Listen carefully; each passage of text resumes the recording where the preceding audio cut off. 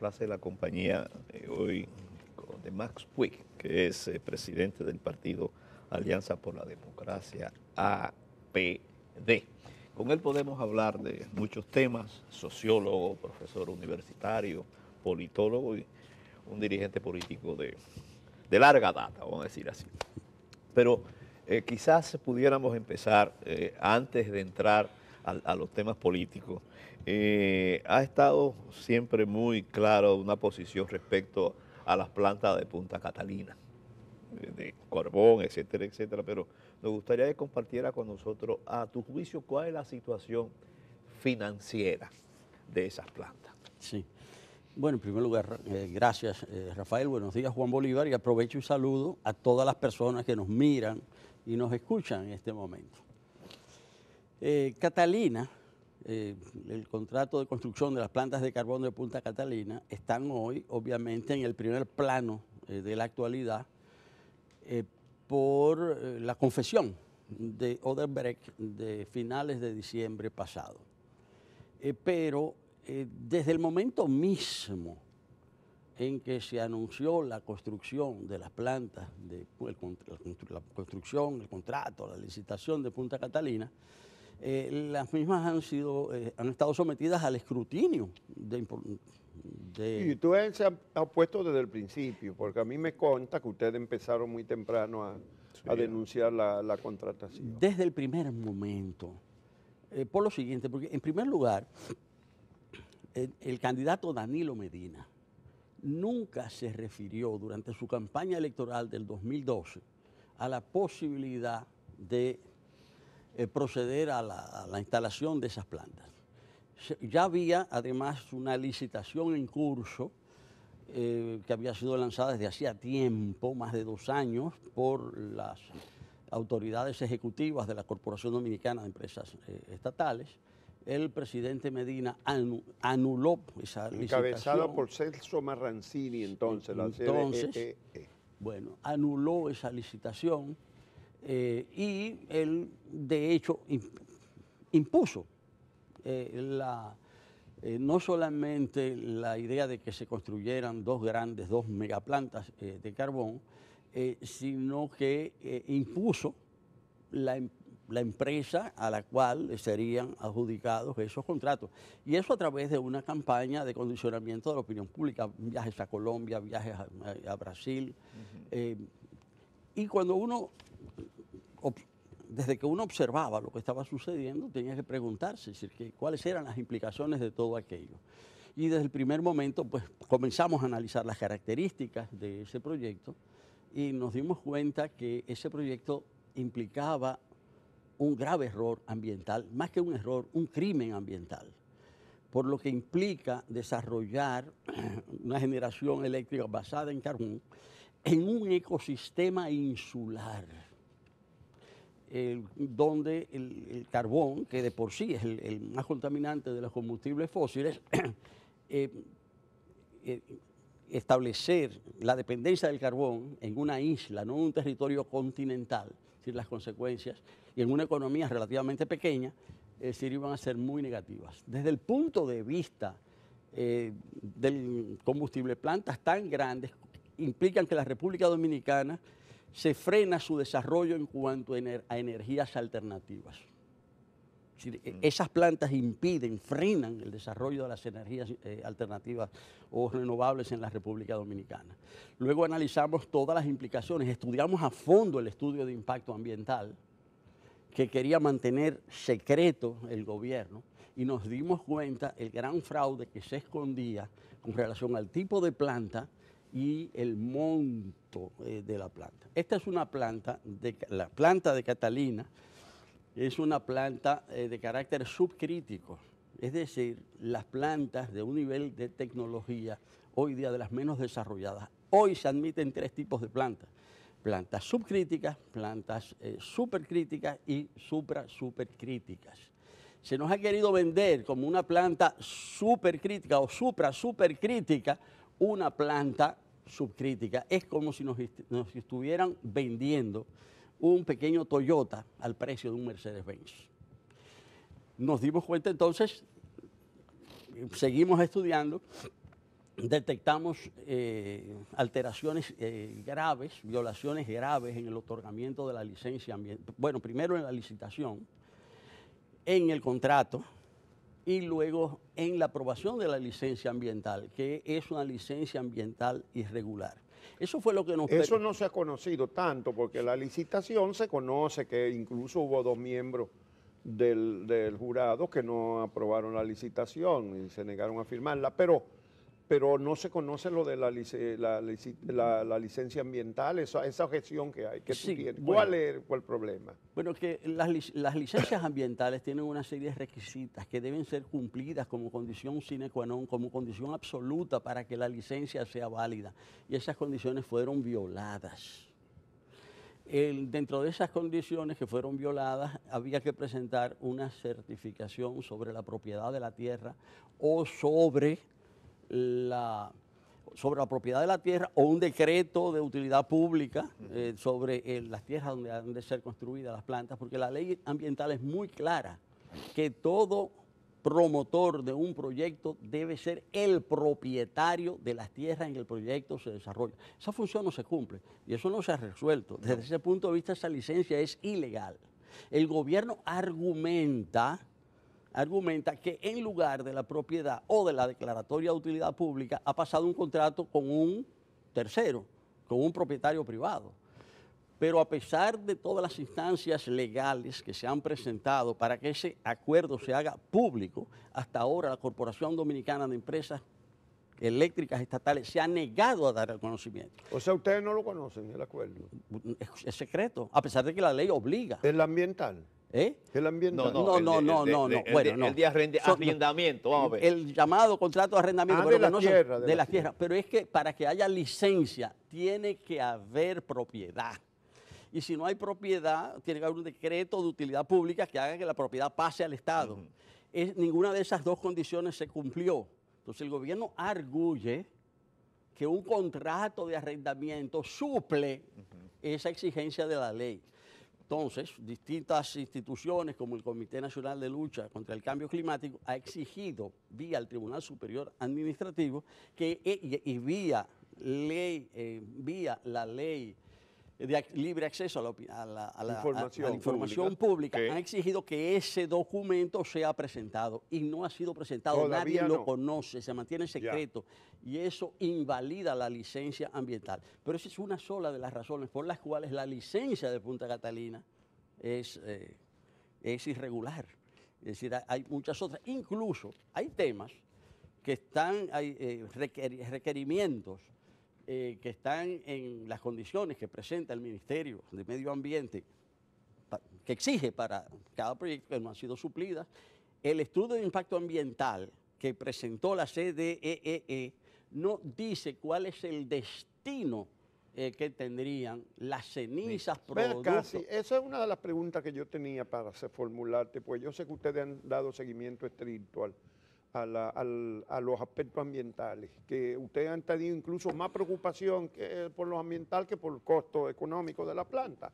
Pero no se sabe qué es lo que a dónde van a ir a parar las cenizas. No. ¿La van a echar al mar? ¿Se pueden echar al mar? No, no se puede. No, pero en primer lugar... No se puede. No, pero debo decir, no es que nos ha preocupado más un tema que el otro. A nosotros nos han preocupado los 3 temas.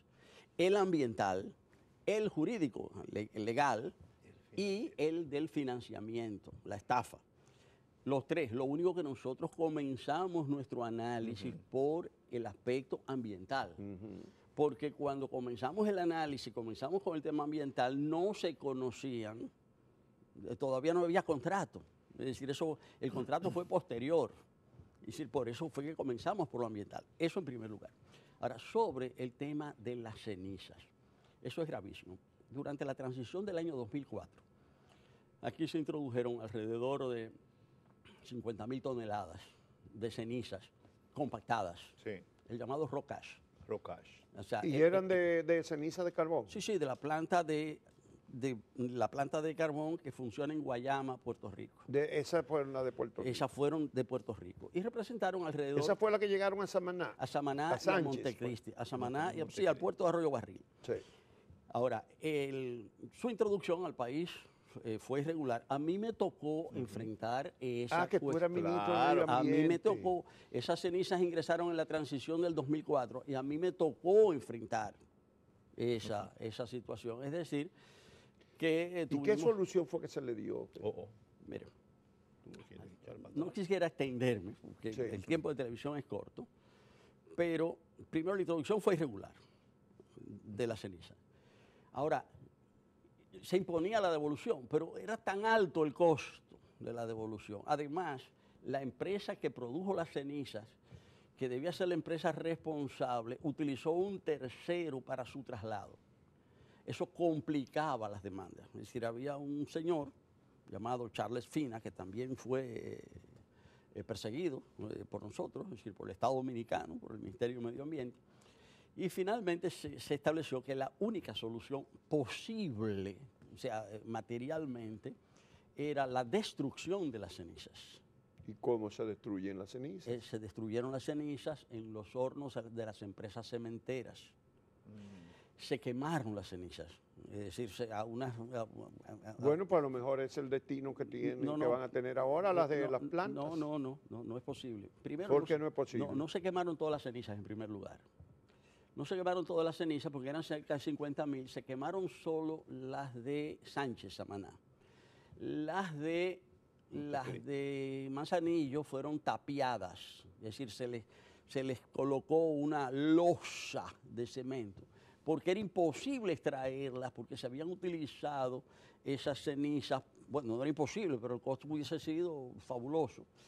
Entonces, solo cerca de 37.000, solo las 2/3 partes de las cenizas fueron las que se quemaron. Esto fue una solicitud que le hizo el Ministerio de Medio Ambiente a las empresas cementeras. Finalmente las empresas decidieron que se quemarían en un solo lugar, que fue en Cemex. Se quemaron todas en Cemex. Pero eso la usaba, la energía la usaba la empresa, ¿no? No, en realidad, un argumento de los defensores de la ceniza es que esto es posible utilizar esta ceniza para la fabricación de cemento. Eso es posible, pero solo en una mínima parte. En realidad, las empresas, en ese caso, se estableció que no necesitaban y no querían esas cenizas para la fabricación de cemento. Y al final el Estado les pidió: mire, tenemos un problema muy serio, necesitamos resolver esto, ayúdennos en esos términos. Claro, ellos no costearon, lo más caro era el transporte, y el Estado Dominicano obligó a la empresa generadora de las cenizas a pagar el transporte. Aquí hubo que traer camiones especiales. La empresa pagó $6 millones. Eso no le costó un centavo. Es decir, y yo a mucha honra lo tengo, es decir, yo como parte de mis gestiones, que logré contribuir de manera importante a resolver un problema grave. Ahora, lo que quiero señalar es lo siguiente. La empresa hizo eso mediante un acuerdo, porque la sometimos. El presidente Fernández me dio un poder para someter a la empresa y la sometimos ante los tribunales federales del estado de Virginia, en Estados Unidos.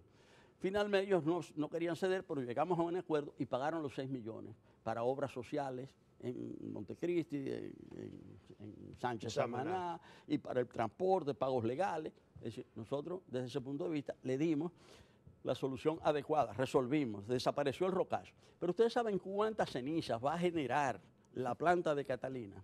Va a generar anualmente 4 veces más de lo que se trajo aquí en el 2004. De lo de Puerto Rico. ¿Y la de Puerto Rico de qué potencia? Guayama. ¿De cuánto generan en Guayama? Es una planta relativamente pequeña, es decir, va a ser 6 veces más pequeña. Porque si esta va a generar 4 veces más ceniza, debe ser porque aquella es pequeña. Sí, pero esta va a generar cerca de 170.000 toneladas. Aquí se trajeron 50.000 y esta va a generar 170.000 toneladas al año. Sí. Aquí no hay dónde meter esa ceniza y eso no está especificado en el estudio de impacto ambiental. No dice el destino de la ceniza. Lo que están hablando es en el aire. Por eso es que hemos insistido. Claro, aquí hay de todo.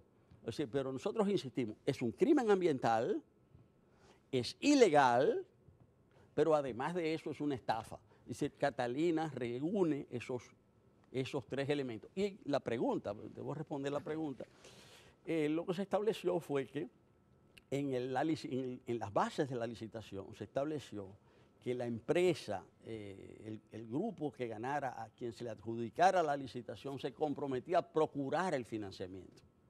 Y eso no se ha cumplido. Incluso las otras empresas que fueron descartadas, justamente fueron descartadas. Uno de los factores para que ellas fueran descartadas es que ellas no garantizaban la obtención del financiamiento. Odebrecht dijo, sí, nosotros lo garantizamos. Y se le otorgó a ellos porque cumplieron ese y otros requisitos, muy bien. Pero al final no cumplieron Pero con la ese. empresa china sí garantizaba el financiamiento, creo. Bueno, el tema es que fueron oficialmente descartadas. Bueno, sí, eso fue. Bueno, está bien, exactamente. Es que una de las claves del esquema Odebrecht a nivel internacional de llave en mano. era el de alterar las licitaciones mediante el soborno para obtener las contrataciones y después entonces sobrevaluar. Es decir, lo que pasa es que aquí se pretende que el único lugar del mundo en que Odebrecht no cometió los delitos que confesó es este. Es una situación, si se quiere, insólita. Pero eso fue lo que sucedió, fue una licitación irregular y es un contrato sobrevaluado, pero ese contrato implicaba la participación en el financiamiento. Al final, ¿quién ha pagado las plantas? Porque a nivel internacional solo han entrado cerca de 300 millones de dólares de los 2.000. Ellos dicen que las plantas están en un nivel de ejecución de un 70%, que tampoco es cierto, ¿eh? No es verdad. Nosotros hemos estudiado el tema, no es cierto. Y están diciendo que van a operar en el 2018. Lo que han anunciado es que la primera de las 2 turbinas se va a instalar en el primer semestre del 2018. La otra se queda pendiente. No es verdad que Catalina va a estar operando en el 2018 si las cosas siguen como van. Porque nosotros entendemos, yo entiendo que van a tener más dificultades de financiamiento todavía, porque eso se sigue discutiendo en el pool de bancos europeos, que fue el único que aceptó un financiamiento, que avanzó. Pero solamente ha erogado la mitad de los fondos, porque hay una discusión interna dentro de los bancos, porque hay hay una coalición de organizaciones no gubernamentales, que son organizaciones a favor del medio ambiente, que han pasado a ser accionistas de los bancos para tener acceso a las asambleas para exigir que se cumplan las regulaciones. Entonces, en el pool de bancos que financia, ellos han establecido que el mínimo de eficiencia que necesita una planta de carbón para ser financiada, aunque ellos han acordado no financiar más el carbón, los proyectos en curso los mantienen a condición de que el nivel de eficiencia de esas plantas sea de un 38%. Catalina tiene un 76.5, según señala el estudio todos los estudios que han sido presentados. Entonces, hay un tema hasta técnico, es decir, que esa planta no cumple con los requerimientos mínimos de financiamiento. Ahora, ¿por qué fue posible eso? Es decir, porque al final hay un entramado mafioso. Yo no digo ni siquiera que Odebrecht sobornó, no. Es que se pusieron de acuerdo. Es decir, los ejecutivos de Odebrecht con los gobernantes dominicanos, es decir, para producir un negocio ilícito. Es decir, en realidad va más lejos. Lo que yo digo es que esto va más lejos que el soborno. El tiempo está avanzando. Sí. ¿Qué salida ves de tu experiencia política y como dirigente de un partido? ¿Qué salida le ves al escándalo en el país? ¿Qué podemos hacer? Bueno, el gobierno dominicano está dilatando la salida y está agrandando las implicaciones de la salida. Porque toda la estrategia del gobierno, a mi entender, se ha orientado, uno, a negar lo evidente, a negar los hechos. Odebrecht confiesa lo que ya sabíamos, lo único, confiesa revelando la amplitud, la magnitud de la trama. Y el gobierno está discutiendo si la energía va a ser necesaria o no. Entonces, porque se está yendo por la tangente. El gobierno durante los últimos 2 meses ha montado una estrategia que va en la dirección siguiente. Una estrategia jurídica, judicial, es decir, tendente a impedir que se produzca un juicio oral, público y contradictorio. Es decir, para que no se dilucide el asunto. Por eso el acuerdo procuraduría. Por eso el acuerdo, la solicitud de la homologación, para que no se discute. Partiendo del supuesto, de un supuesto absurdo, de que Odebrecht delinquió en el mundo entero, pero aquí no, aquí son todos santos varones, aquí no pasó nada. Una conciliación ahí entre partes. Para resolver el problema, para tapar el asunto. Esa es una estrategia. Y la otra estrategia ha sido de carácter político, es decir, una defensa política, que fue lo que hizo el presidente el 27 de febrero, también justificando la empresa, justificando la necesidad, haciendo la alusión de que los culpables de todo esto son los generadores, en fin, es decir, toda una estrategia también destinada a ocultar la verdad, pero resulta que esas dos grandes líneas de trabajo, si se quiere, del gobierno, cubrir a los culpables, incluyéndose ellos mismos, naturalmente, y justificar la continuación de los trabajos. Esas dos estrategias fracasaron, acaban de fracasar. Por eso es que la situación política se ha hecho más compleja. Es que 2 días después del presidente decir su discurso, que era un discurso llamado, esperaba él, a impactar favorablemente a su política, ese discurso se cae. Suceden 3 hechos. Después del 27 de febrero suceden 3 hechos fundamentales. Es que 2 días después, el juez Alejandro Vargas rechaza la homologación del acuerdo. Sí. Y han pasado ya más de 2 semanas. 2 semanas van a cumplir pasado mañana. Sí, pero justamente el gobierno no tiene respuesta porque se le cayó su diseño, se cayó y no tienen diseño, no saben, querían escabullirse. Pero tú sabes qué ha pasado con los 30 millones de dólares que el procurador dijo que ya había avanzado Odebrecht. ¿Qué pasó ahora? Bueno, en realidad ese dinero, ¿qué pasa con ese dinero? Según una denuncia que tiene todos los visos de ser cierta, el Estado Dominicano le debe mucho dinero a Odebrecht también, porque Odebrecht empezó a construir sin presupuesto. La circunvalación de Santiago la hizo Odebrecht sin presupuesto. Y simplemente Odebrecht iba facturando. Sí. Al final, me voy a cobrar estos 30. El Estado Dominicano, incluso la denuncia, que tiene todos los visos de ser cierta, es que el Estado Dominicano le hizo un pago en enero a Odebrecht, y ese era el dinero que Odebrecht le iba, es decir, iban a hacer un traspaso, ¿verdad? Iban a pasar el dinero de un bolsillo a otro. Una compensación. En realidad era el mismo Estado que le iba a dar el dinero a Odebrecht para que Odebrecht pagara lo que supuestamente. En fin, un manejo absolutamente turbio. Pero lo que quiero decir es que después de eso pasaron otras 2 cosas más. Es que la ciudadanía ratificó su voluntad en Puerto Plata. El presidente habla lunes, el juez se pronuncia miércoles, y en Puerto Plata la ciudadanía se pronuncia domingo, y el lunes se dan las nuevas revelaciones del jefe de Joao. Tú eres de Puerto Plata, y creo que tú estuviste ahí. Sí, claro que sí, yo no podía no estar. ¿Y es cierto que fue tan grande la manifestación? Fue extraordinaria, es decir, una de las, yo diría que quizás la mayor manifestación política a la que yo haya asistido en Puerto Plata. Y digo política en el sentido de que fue una manifestación ciudadana, pero qué mayor manifestación política que la ciudadanía en movimiento. Sí, exacto. O sea, en ese sentido, no era partidaria. No, claro. O sea, pero sí planteaba una clara voluntad política. Yo no tengo recuerdo, las personas, allí en Puerto Plata me recordaban, alguien me dijo, dice, pero esto se parece a lo del 61. A las manifestaciones. 61. Sí, a las manifestaciones de Unión Cívica. Pero los partidos grandes sí hicieron manifestaciones grandes en Puerto Plata, más grandes que esa, ¿no? Sí, pero atención. Los partidos en campañas electorales sí. Pero atención, ahí no hubo acarreo, ahí no hubo guagos, ahí no hubo camiones. Era gente sobre todo de la ciudad. Ni le pagaron comida a la gente. Siempre. No, además. Ni le dieron 500 pesos. No, es imposible. La mayor parte de las personas uno se daba cuenta, personas de allí mismo. O sea, yo soy de Puerto Plata, yo no podía dejar de ir. O sea, ¿verdad? Como puertoplateño. Pero aquello tenía un aire, yo no voy a decir, hasta familiar, diría yo. Es decir, hasta parecía casi un paseo dominical. Y lo digo en el buen sentido de la palabra. Ciudadanos que con sus familiares iban a manifestar su voluntad de que este país sea más decente. Es decir, en ese sentido fue una manifestación extraordinaria.